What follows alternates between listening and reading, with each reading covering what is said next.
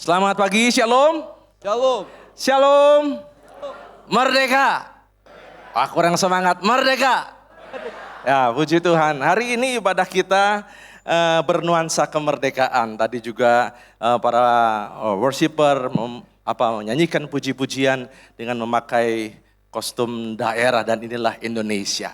Nah, pada pagi hari ini saya mau berbagi kebenaran firman Tuhan. Judul yang saya sampaikan kepada saudara yaitu berbicara tentang peranan orang percaya untuk menjadi berkat bagi bangsa.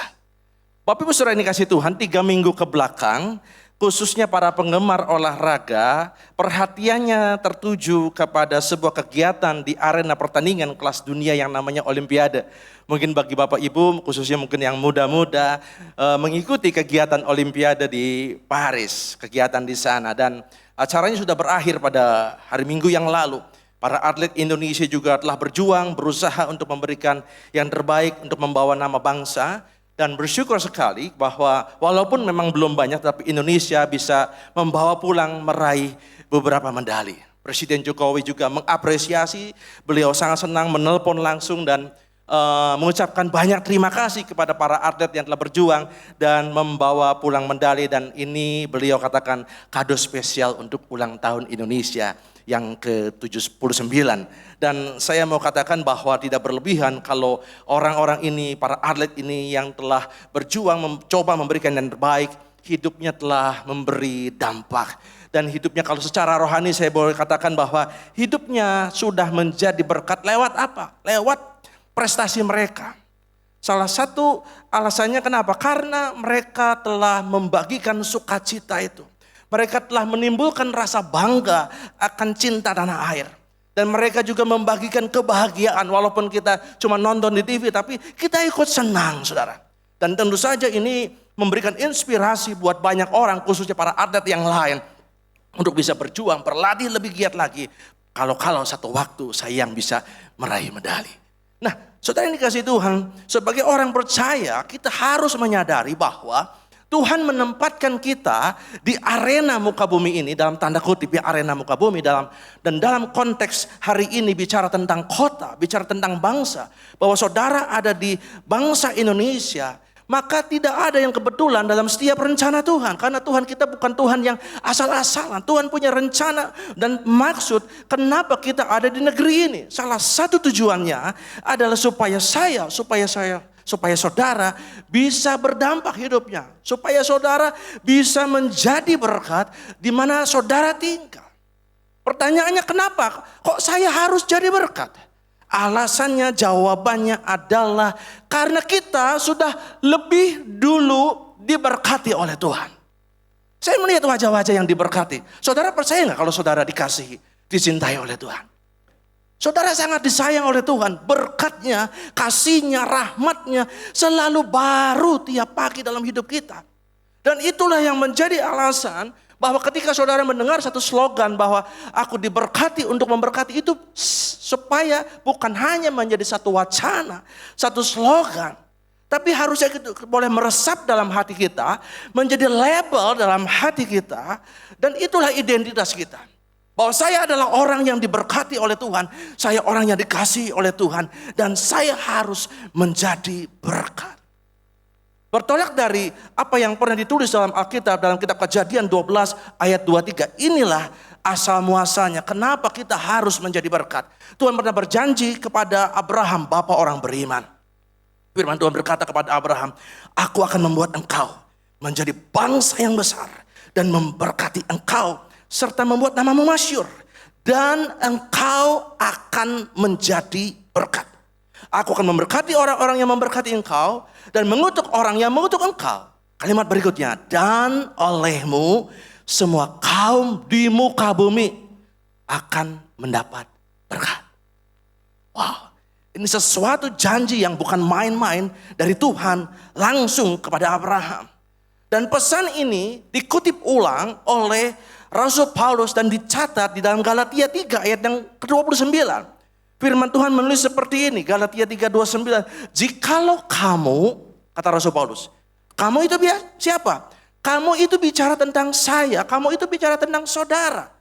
Dalam Galatia 3 ini kalau saudara baca lengkap, maka Paulus menyampaikan tidak ada lagi orang Yahudi, tidak ada lagi orang Yunani. Jadi ini bicara global, apapun warna kulitnya, apapun bahasanya. Kalau kamu milik Kristus, kalau kita sungguh-sungguh dalam Tuhan, maka kalimat berikutnya adalah kamu adalah keturunan Abraham. Keturunan Abraham bukan secara DNA jasmania, tetapi karena DNA darah Kristus yang telah mengangkat kita jadi anaknya. Dan kalimat berikutnya, dan kamu adalah ahli waris segala janji Allah. Orang kalau dengar jadi ahli waris itu senang. Pasti bakal dapat rezeki, dapat berkat. Dan termasuk apa? Termasuk janji yang mana? Janji yang tadi. Bahwa Tuhan mengucapkan kamu akan diberkati dan kamu akan menjadi berkat. Pernyataan yang senada juga pernah disampaikan oleh Petrus jauh hari sebelumnya. Dan itu dicatat dalam Kisah Rasul 3 ayat 25 dalam salah satu khotbahnya. Petrus pernah bilang begini, kamulah adalah siapa? Orangnya di dalam Kristus, saya dan saudara. Yang mewarisi nubuat itu dan mendapat bagian dalam perjanjian yang telah diadakan Allah dengan nenek moyang kita. Ketika ia berfirman kepada Abraham, oleh keturunanmu semua bangsa di muka bumi akan diberkati. Saudara, kalau perhatikan ucapan Petrus ini dengan ilhaman Roh Kudus, menyatakan bahwa ternyata janji itu bukan cuma ditujukan kepada Abraham, tetapi juga untuk keturunan-keturunannya. Dan saya dan saudara yang mewarisi iman Abraham, demikian janji itu juga diberikan kepada saya dan saudara.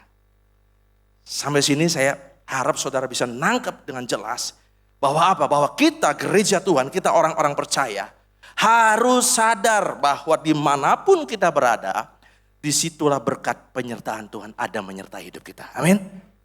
Saudara harus nangkep ini. Jadi jangan sampai jadi orang Kristen yang tidak mengerti arah tujuan. Karena apa? Ada perjanjian antara kita dengan Tuhan. Daud, salah satu keturunan Abraham, pernah bilang begini, kebajikan dan kemurahan mengikuti aku seumur hidupku. Jadi naturnya orang percaya bukan kejar-kejar berkat, saudara. Tetapi ada berkat yang menyertai, yang mengejar hidup kita. Saudara ingat gak kisahnya Abraham? Satu waktu Abraham makin diberkati oleh Tuhan, sehingga ternaknya makin banyak.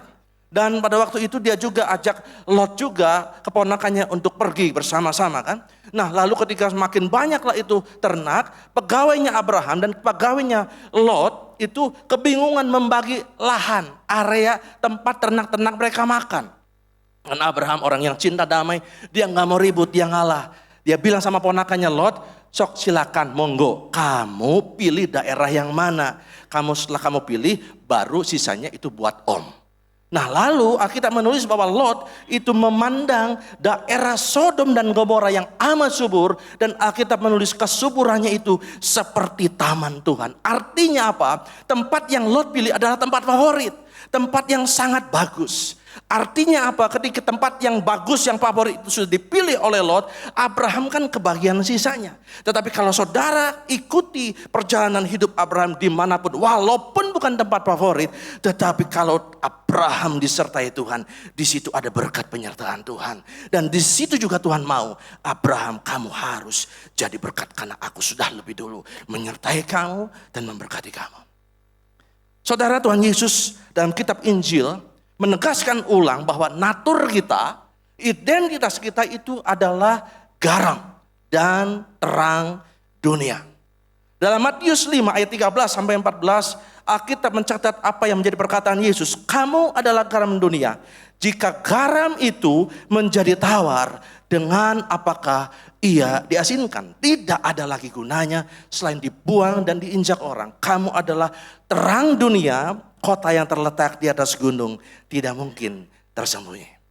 Ketika Yesus mengajarkan ini kepada murid-muridnya, saudara, Tuhan punya kerinduan supaya apa yang diajarkan ditangkap oleh murid-muridnya, supaya murid-murid sadar dan mengejar bahwa ketika label itu diberikan kepada murid-muridnya, maka setiap murid Yesus harus berfungsi, berperan menjadi garam dan menjadi terang. Jadi garam dan terang itu bukan cuma sekedar omong kosong, tapi harus dihidupi dan dikerjakan di dalam keseharian orang-orang yang mengaku sebagai murid Kristus. Saudara bicara tentang sayur umpamanya, ibu-ibu ngobrolin sayur pasti lebih paham. Sayur itu sebaik apapun dimasak jadi sebuah masakan, makanan yang disajikan, rasanya kalau tanpa garam pasti ada yang kurang. Betul nggak, Citung tuh? Rasanya ada yang kurang, walaupun itu seenak apapun kayaknya ada yang kurang. Makanya ada istilah bagaikan sayur tanpa garam, saudara. Ya, dan garam hanya akan menjadi garam dengan harga yang tidak terlalu mahal jika garam itu hanya ada di sebuah kantong plastik kemasan dengan merek tertentu, saudara. Tetapi garam akan menjadi bernilai lebih ketika dia digabungkan dengan berbagai macam sayuran lalu dimasak menjadi masakan misalnya capcay dan yang lain sebagainya. Sayuran yang murah-murah itu dan garam yang murah itu ketika diracik maka menjadi sebuah makanan yang nikmat, dinikmati keluarga, kalau dijual pun nilainya jadi bertambah menjadi satu porsi puluhan ribu bahkan ratusan ribu. Artinya apa? Keberadaan garam ketika dia bercampur dengan yang lain akan memberi nilai tambah. Demikian juga seharusnya natur kita bagi orang-orang percaya untuk lingkungan kita. Sering kasih Tuhan menurut informasi bahwa sekarang gereja itu makin tambah banyak. Ini menurut data, saudara. Artinya logikanya bahwa jumlah orang percaya itu makin bertambah banyak dong. Gerejanya makin banyak, logikanya harusnya orang-orang percaya jumlahnya makin tambah banyak. Dan harusnya ada korelasi adalah begitu gereja makin banyak, jumlah orang percaya makin banyak. Harusnya keberadaan gereja, kehadiran gereja di kota-kota dan di bangsa ini makin semakin dirasakan. Sehingga gereja bukan hanya bertambah besar gedungnya, perluasan. Kenapa? Karena sudah tidak muat lagi. Lalu umpama gereja bertambah di mana-mana sampai ke pelosok-pelosok ada di mana-mana, fasilitasnya makin lengkap, AC-nya bagus, lighting-nya bagus. Sehingga orang bilang, wow keren banget nih gereja. Gerejanya maju ya. Saudara, tidak ada yang salah mengenai gereja yang maju makin tambah baik. Fisiknya kah, kuantitasnya makin baik. Puji Tuhan, tetapi jangan lupa sesuatu yang jauh lebih penting adalah apakah gereja dan kita orang-orang percaya mengerti menangkap maksud Tuhan. Bahwa Tuhan punya kerinduan semakin besarnya orang percaya, semakin berkembangnya gereja. Punya pengaruh enggak? Punya transformasi enggak? Buat lingkungan di mana orang-orang percaya itu tinggal. Umpama ada satu daerah ya, yang dulu katanya daerah itu kacau. Waduh, premanisme ada di mana-mana, daerah tersebut yang namanya mabok, judi tiap hari. Lalu ketika ada gereja di sana berdiri, ada anak Tuhan di sana bergaul dengan masyarakat yang lain, apakah daerah tersebut yang umpama ada gereja semakin banyak di tiap belokan ada gereja ya sampai nyaingin minimarket, saudara. Tetapi apakah kehidupan masyarakat di sana berubah apa tidak? Jadi lebih tertib apa tidak? Ketika masyarakat tidak berubah, tidak merasakan dampak dari keberadaan anak-anak Tuhan di sana, inilah yang Tuhan Yesus sampaikan bahwa tidak ada lagi gunanya jika garam itu menjadi tawar, selain dibuang dan diinjak orang. Kadang-kadang kekristenan menjadi tidak menarik bagi dunia ini apa?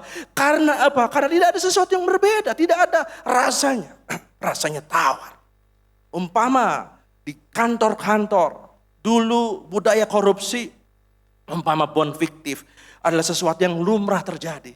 Tetapi ketika ada gereja, ada anak-anak Tuhan bergabung lalu bekerja di sana, apakah kehidupan yang rasa takut akan Tuhan, hidup jujur mulai terjadi enggak di tempat di mana ada anak-anak Tuhan tinggal di sana? Saudara, dunia lebih perlu melihat perbuatan-perbuatan baik yang dikerjakan oleh orang-orang percaya daripada sekedar kata-kata. Ada nilaikah, ada gaya hidup barukah yang mencontoh Kristus yang dipraktekkan oleh orang-orang percaya.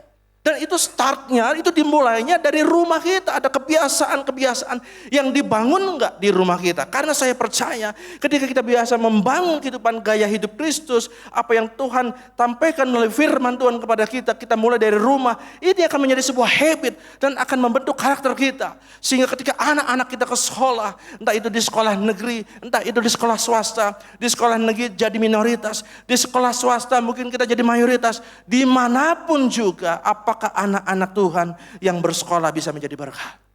Mau saudara berdagang di pasar, apakah cara dagang saudara samakah dengan orang-orang dunia yang suka mencuri timbangan? Dan saudara, Bapa akan dipermuliakan kalau dunia melihat ada perbuatan-perbuatan yang baik. Itu kitab Matius mencatat perkataan Yesus. Saudara, maaf kadang-kadang bukan Bapa yang dipermuliakan dengan bertambahnya, berkembangnya gereja, tetapi kadang-kadang melenceng. Yang lebih terkenal itu adalah pendetanya. Yang lebih dikagumi adalah sinodenya, bukan Yesusnya, saudara. Ada orang sekarang yang masih kejar pendeta, bukan kejar Tuhan. Lebih cinta pendeta dibandingkan kebenaran firman Tuhan. Umpama ada pendeta Anu yang sangat terkenal, buka gereja di satu daerah, boom, banyak penuh. Ternyata anggota jemaat gereja-gereja lain yang disudut ke sana, saudara. Ini ada pergeseran motivasi. Dan ini sudah Tuhan ingatkan jauh-jauh hari.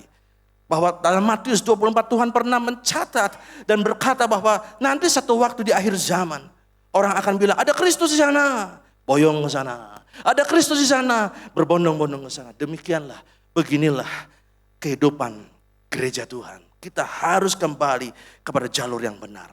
Nah sekarang ketika kita mau balik lagi kepada tema tentang bagaimana peranan kita sebagai gereja Tuhan untuk jadi berkat bagi bangsa, maka ada langkah praktis yang kita bisa lakukan supaya kita lewat keberadaan hidup kita di bangsa ini bisa jadi berkat. Yang pertama yang bisa kita lakukan adalah dengan cara kita berdoa. Yeremia 29 ayat 7, firman Tuhan menulis seperti ini, usahakanlah kesejahteraan kota kemana kamu aku buang, dan berdoalah untuk kota itu kepada Tuhan, sebab kesejahteraannya adalah kesejahteraanmu. Saudara, ini adalah perintah Tuhan kepada bangsa Yahudi lewat Nabi Yeremia di saat bangsa Yahudi ini mengalami pembuangan di Babel, saudara. Dan saudara perhatikan bahwa sekalipun orang-orang Yahudi sedang dalam pembuangan di tanah asing, artinya saya percaya bahwa seenak-enaknya tanah asing akan lebih enak di tanah sendiri, saudara. Mereka dalam keadaan lingkungan yang tidak nyaman. Tetapi perintah Tuhan kepada mereka, walaupun kondisinya tidak nyaman, standarnya Tuhan kepada orang-orang ini, bangsa Yahudi sama. Standarnya tidak diturunkan, saudara. Kalau pakai bahasa bebas, mungkin Tuhan bilang begini, aku mau di mana kamu aku tempatkan, doakan tempat itu, dan jadilah berkat di sana. Saudara, kadang-kadang dalam kehidupan kita menghadapi bahwa tidak semua lingkungan yang kita tempati, itu di keluarga kah, di pekerjaan kah, di pelayanan kah, sesuatu yang benar-benar nyaman, saudara. Tetapi jangan sampai kehilangan natur kita, identitas kita dimanapun kita berada. Walaupun itu tempatnya tidak enak, walaupun ada orang-orang yang nyebelin, saudara sama Tuhan dikasih label, kamu garam, kamu terang, kamu harus jadi berkat, kamu doakan tempat itu. 1 Timotius 2 ayat 1, 2, dan 4. Ini Rasul Paulus nulis seperti ini. Pertama-tama aku menasihatkan, naikkanlah permohonan doa syafaat dan ucapan syukur untuk semua orang, untuk raja-raja dan untuk semua pembesar, untuk para pemimpin, agar kita dapat hidup tenang dan tentram dalam segala kesolehan dan kehormatan, yang menghendaki supaya semua orang diselamatkan dan memperoleh pengetahuan akan kebenaran. Jadi Tuhan mengingatkan kita, Paulus mengingatkan kepada jemaat, dan hari ini kita membaca ayat ini kembali bahwa ayo doakan para pemimpin. Supaya apa? Supaya menghasilkan keputusan dan kebijakan-kebijakan yang baik. Walaupun kita tahu bahwa namanya manusia kadang-kadang pasti tidak sempurna, belum tentu semua kebijakan itu adalah sesuatu yang menyenangkan semua pihak. Dan ketika Paulus menulis surat 1 Timotius ini, yang menarik adalah bahwa kitab 1 Timotius ini ditulis tidak lama setelah Paulus keluar dari penjara. Siapa yang memenjarakan? Pemerintah. Artinya apa? Artinya Paulus kasih nasihat untuk jemaat, ayo doakan pemerintah. Walaupun pemerintahnya kemarin baru bikin saya susah. Saya telah dirugikan, saya dijahatin sama pemerintah. Tetapi itulah panggilan gereja. Itulah panggilan buat kita anak-anak Tuhan. Paulus standarnya tidak diturunkan untuk tetap doakan pemerintah kita mau baik mau tidak baik. Saudara, kadang kita ketika melihat bangsa ini ada kekurangan di sana sini, kadang-kadang ya kita hanya berhenti sampai di mengeluh dan dikritik, saudara. Tetapi kita lupa mendoakan bangsa kita. Kita lupa mendoakan pemimpin kita. Kita hanya terlalu fokus memikirkan persoalan-persoalan kita. Karena Tuhan ingin supaya mendoakan ini bukan cuma tanggung jawab pendeta, bukan cuma tanggung jawab para pendoa syafaat, tapi juga tanggung jawab kita. Saudara, kadang-kadang kita kan kesel nih sama kelompok orang atau personil tertentu yang sering bikin gaduh ya. Ya, ketika dia muncul di medsos ngomongnya itu selalu yang bikin resah. Ada ujaran kebencian, ada memecah belah kelompok masyarakat, berita-berita hoax, itu ada sampai hari ini. Dan Alkitab mengajarkan kepada kita bahwa doakan mereka. Zaman dulu saudara, waktu kisah gereja mula-mula, itu orang-orang di Roma mengalami tekanan begitu rupa. Taruhannya nyawa. Tetapi orang-orang di Roma sungguh-sungguh mau belajar mempraktikkan firman Tuhan. Makanya tidak salah kalau Paulus sempat nulis, kalahkanlah kejahatan dengan kebaikan. Dan akhirnya boom saudara, orang-orang di Roma banyak yang diselamatkan. Tetapi sebaliknya ketika satu waktu Roma menjadi negara yang mayoritas Kristen, nyaman, maka kehidupan kekristenan di sana mulai surut. Saudara, rahasia kekuatan dan pulihnya suatu bangsa itu karena ada orang-orang yang mau berdoa.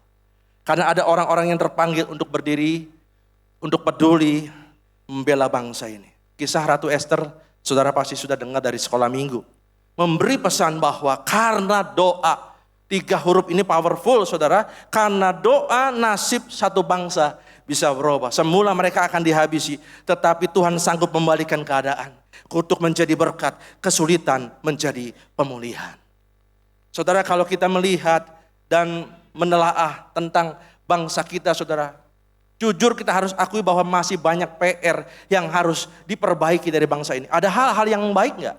Ada tentu saja, kita nggak bisa bohong bahwa ada banyak hal-hal baik yang sudah semakin baik dan semakin baik. Tapi jangan lupa bahwa masih ada juga hal-hal yang belum baik saudara. Korupsi masih ada, kriminalitas masih ada, lalu kemiskinan masih ada, lapangan kerja yang terbuka luas masih kurang. Oleh sebab itu mari saudara, hari ini saya menyampaikan dari tempat ini, panggilan kepada kita adalah kita wajib dan harus terus doakan. Doakan nanti transisi pemerintahan. Bulan Oktober akan dilantik presiden yang baru dari Pak Jokowi ke Pak Prabowo. Ada tanggung jawab yang besar di pundak Pak Prabowo. Doakan supaya nanti kalau pilih orang, milih yang terbaik.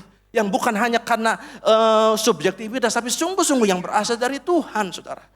Lalu doakan juga pemilihan ini di kota Tasikmalaya dan juga daerah-daerah lain akan ada pilkada ya, pemilihan wali kota. Mungkin kita nggak terlalu kenal dengan orangnya ya. Dan kita berdoa supaya Tuhan Engkau intervensi, Engkau campur tangan sehingga atas penentuan Tuhan maka yang dipilih adalah yang terbaik sesuai dengan kehendak Tuhan.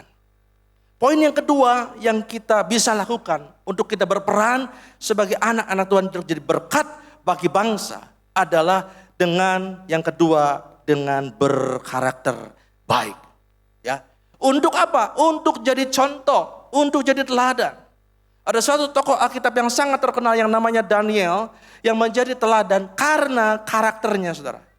Karena karakternya inilah yang membuat Daniel menjadi pribadi yang berbeda, pribadi yang spesial sehingga dia tidak dipandang sebelah mata walaupun dia minoritas dan berbeda di pandangan rajanya.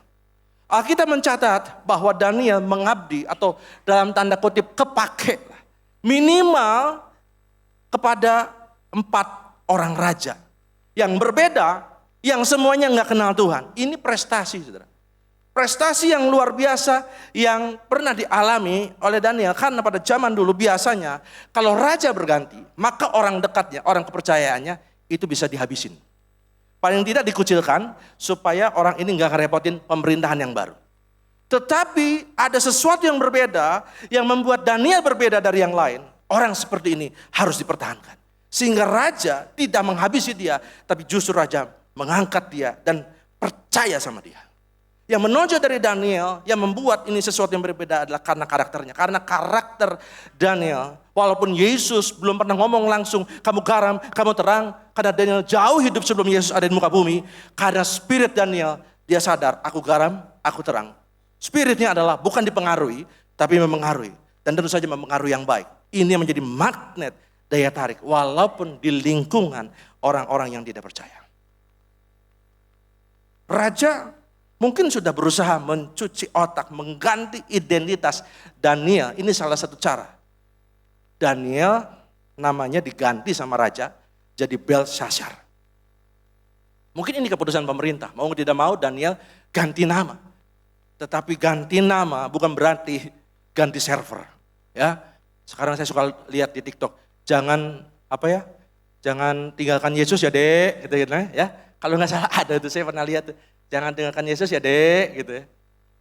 Saudara, apapun tantangan di depan kita, maka identitas kita tidak boleh luntur. Dan Daniel adalah contoh orang yang walaupun diimingi jabatan yang tinggi, tapi dia tidak mau tukar imannya dengan apapun. Sekarang kadang-kadang orang mau jabatan tinggi, asalkan kamu pindah iman, yuk monggo, pintu terbuka. Tapi buat Daniel itu tidak menarik. Orang bilang begini, bahasa Jawa, ya, Pas Bambang nanti tolong diartikan. Zaman iki zaman edan, sing ora melu edan, ora keduman. Tahu artinya? Zaman ini adalah zaman edan, yang nggak ikut-ikutan edan, nggak akan kebagian. Saudara, saya percaya saudara kan nggak mau disebut orang edan kan? Ya.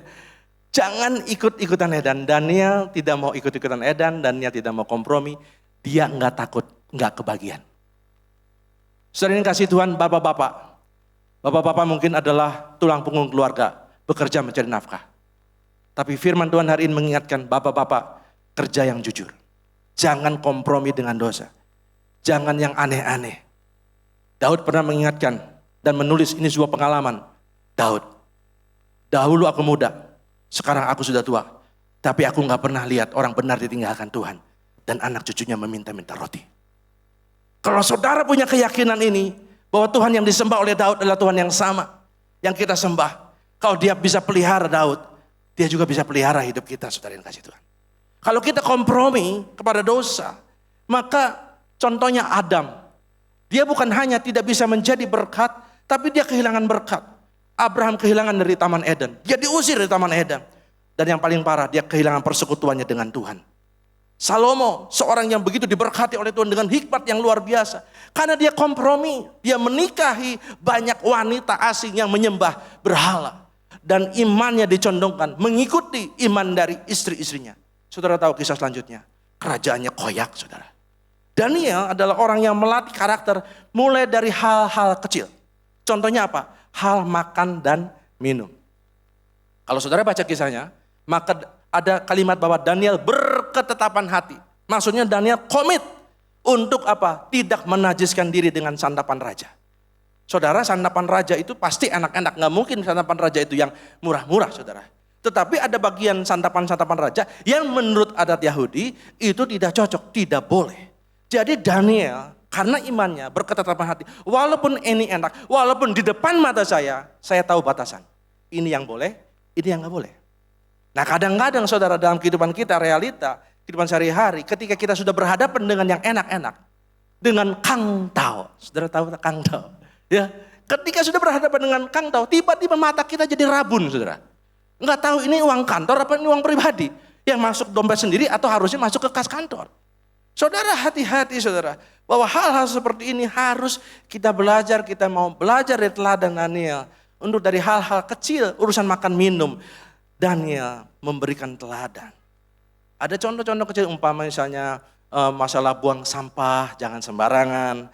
Lalu mau antri, lalu apalagi tertib di jalan raya dan lain sebagainya saudara. Ini hal-hal yang sehari-hari. Dan itu harus kita coba latih hari lepas hari. Ada cerita saudara, ini ada cerita. Mungkin sebagian udah tahu, tapi mungkin sebagian belum tahu. Karena yang belum tahu, saya mau cerita. Ini ceritanya di Manado, saudara. Ya, di Manado, pulang gereja ada dua anak muda. Dua anak muda lalu pergi naik motor. Kebetulan nggak pakai helm dua-duanya. Nggak pakai helm, ngebut. Nah, lalu tiba-tiba di perempatan jalan ada polisi keluar.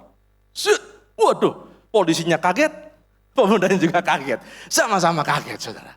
Lalu ketika kaget, lalu Pak Polisi, prit, aduh, ini saling salah. Kamu sih. Ya sudah, mau nggak mau harus dihadapin. Ya mungkin sambil cengar-cengir nggak karuan. Lalu ya dideketin sama polisinya. Dek, dari mana dan mau kemana, Dek? Pak Polisi, saya dari gereja. Nah, saya dari gereja mau ke minimarket mau beli air minum. Oh iya bagus beli air minum. Ya kita perlu minum. Tapi masalahnya kenapa itu helm nggak dipakai? Kok dua-duanya nggak pakai helm? Aduh tadi buru-buru Pak Polisi. Aduh, oh buru-buru ya biar bagaimanapun juga harus tetap ditaati aturan. Tapi tenang aja Pak Pendeta. Saya kan baru dari gereja. Firman Tuhan bilang tadi Pak Pendeta bilang bahwa 2-3 orang berkumpul dalam nama Tuhan, Tuhan hadir. Jadi pasti selamat Pak, nggak usah pakai helm juga nggak apa-apa. Iya betul, ya Tuhan pasti menyertai. Tapi aturannya ada, kalau kendaraan harus pakai helm. Aduh dia bingung lagi ini pemuda mau alasan apa lagi. Kebetulan dia lihat di name tag-nya itu Pak polisinya itu farmnya marganya sama. Pak Pendeta kita satu marga ya.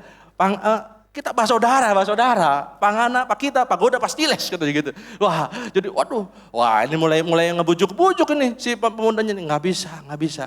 Tetap kamu harus ditilang. Ya, aduh dia bingung ya gimana caranya.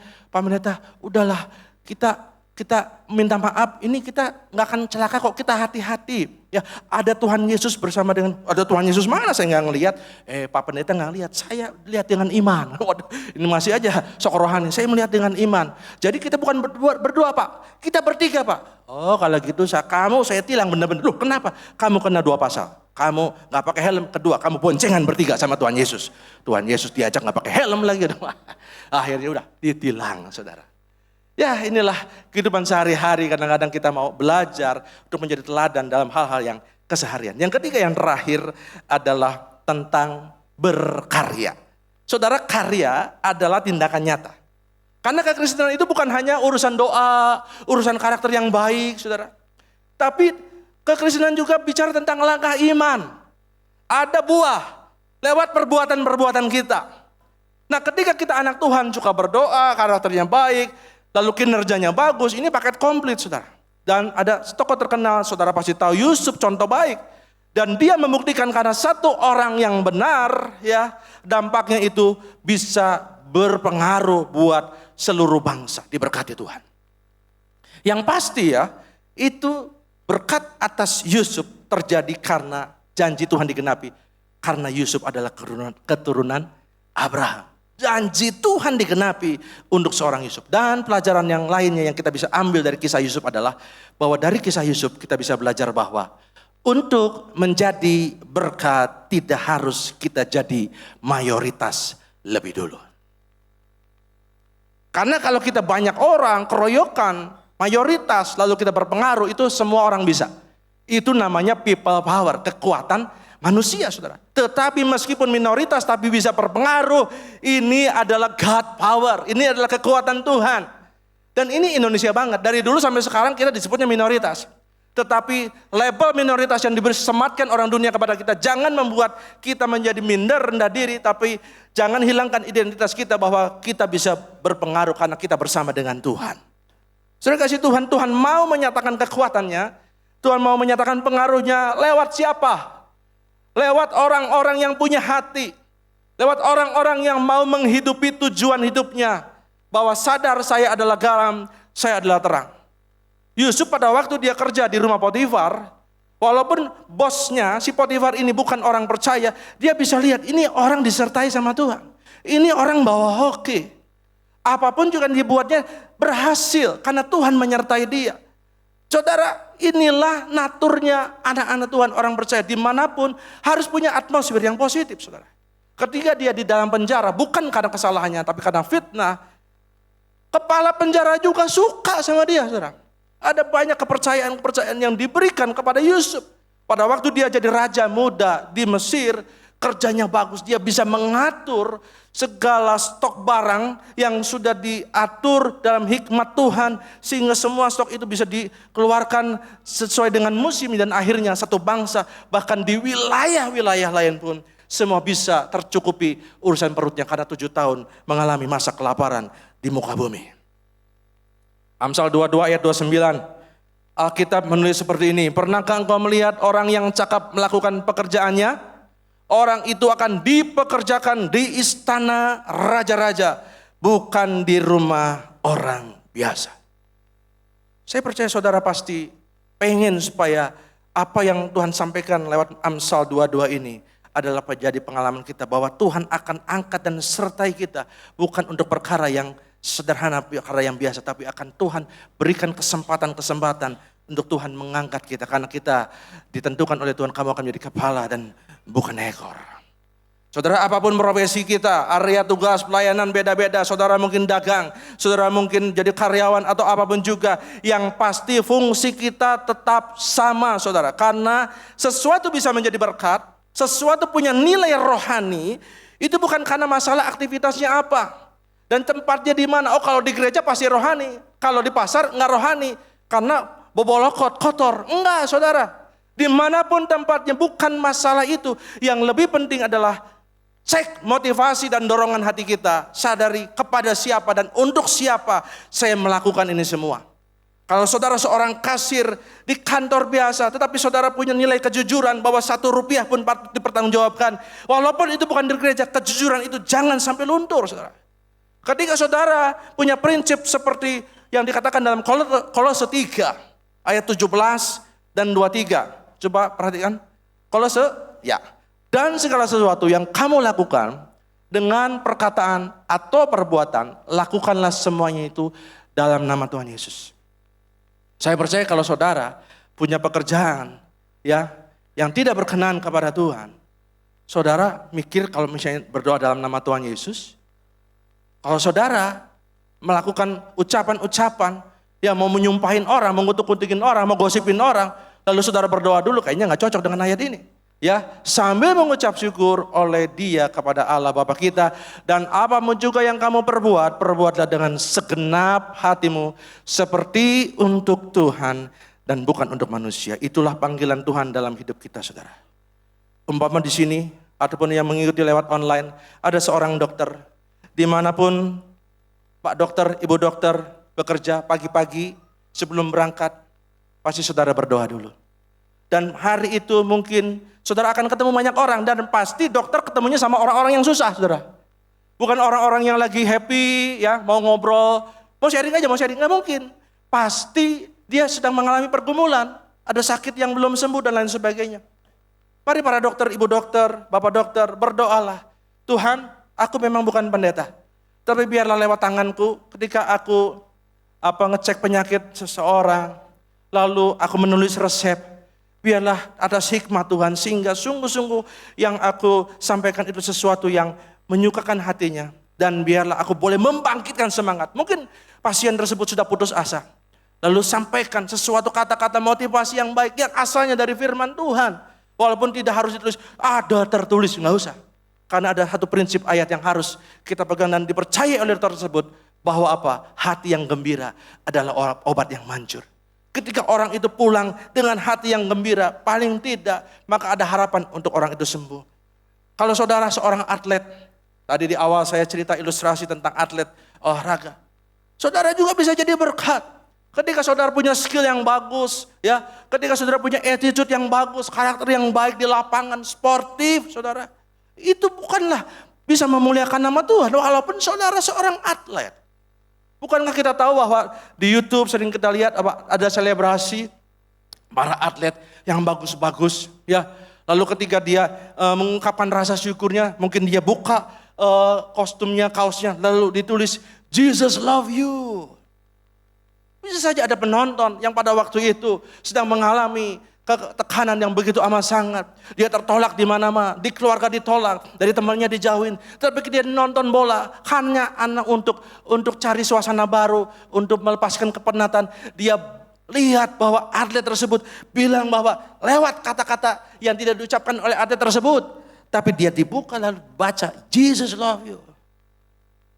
Tuhan bisa pakai atlet ini untuk menjamak lewat kata-kata yang mati. Dan orang ini kembali semangat. Saudara seorang karyawan kantor, pelayan toko umpama. Ya, saudara berdoa di pagi hari, Tuhan saya mau kerja. Saya mungkin akan ketemu dengan para pembeli.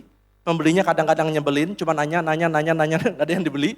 Ya, dan itu mungkin pengalaman para pekerja di toko. Ya, ada juga yang nyenengin. Belum ditanya, udah dibeli, ada kayak gitu. Ya, ada juga yang seperti itu. Tapi biarlah berdoa supaya apapun juga, bukan hanya karena aku supaya bos senang, supaya omset naik, tapi ketika aku melayani dan pembeli puas, maka kepuasan itu adalah kepuasan yang saudara bisa berikan seperti untuk Tuhan dan bukan untuk manusia, bukan hanya sekedar untuk bos saudara. Saudara, pekerjaan saudara yang memuliakan Tuhan itu bisa menjadi mimbar supaya saudara bisa jadi terang. Saudara nggak perlu semuanya ada di mimbar ini, yang kotak seperti ini, lalu menyampaikan kebenaran. Saudara di tempat saudara bekerja, beraktivitas, jadi pelajar, jadi ibu rumah tangga, atau apapun juga saudara bisa jadi terang. Ayat terakhir 2 Korintus 4 ayat 6, firman Tuhan mencatat seperti ini. Sebab Allah sudah memberi perintah, jadilah terang yang bersinar dari dalam kegelapan. Jadi dialah yang sudah memancarkan terangnya dalam hati kita, supaya kita bisa mengerti dan melihat kemuliaan Allah yang terpancar dari wajah Yesus Kristus. Hari ini memperingati hari ulang tahun Indonesia yang ke-49. Renungan firman Tuhan biarlah menerangi hati kita. Ada peranan yang bisa kita lakukan sebagai anak-anak Tuhan untuk jadi berkat buat bangsa ini. Yang pertama, jangan lupa, jangan bebankan ini hanya kepada para pendoa siapa, tapi beban ini biarlah taruh di hati kita. Mari berdiri dan bela bangsa ini, dan itu adalah tanggung jawab kita semua. Lalu yang kedua, berkarakterlah yang baik, jadilah teladan. Supaya lewat kehidupan kita orang melihat ada cerminan Kristus yang terpancar dari perilaku kita, dari sikap, tindakan, dan perkataan kita. Lalu yang terakhir, berkaryalah. Saudara mungkin tidak harus meraih medali emas di Olimpiade, tapi dengan sentuhan saudara dimanapun itu, ya bukan masalah itu wow atau bukan. Tetapi kalau saudara mengerjakan dengan sekuat tenaga seperti kita pengkhotbah katakan, apapun juga yang ditemukan tanganmu, kerjakanlah itu dengan sekuat tenaga. Maka itu ketika dipersembahkan untuk Tuhan, apapun profesi kita, itu mempermuliakan nama Tuhan. Sehingga bukan hanya kepentingan pribadi, tetapi ada karya-karya yang kita bisa lakukan. Dan kiranya itu bisa berdampak juga buat sesama kita dan nama Tuhan dipermuliakan. Dirgahayu yang ke-79 negara yang kita cintai Indonesia. Sekali merdeka, tetap merdeka. Merdeka! Sekali lagi yang lebih semangat, merdeka! Kasih tepuk tangan buat Tuhan Yesus. Dia baik, dia sangat baik. Dia mengasihi kita dan mengasihi bangsa ini. Mari tundukkan kepala, kita mau sama-sama berdoa untuk merespon firman Tuhan yang kita dengar saat ini.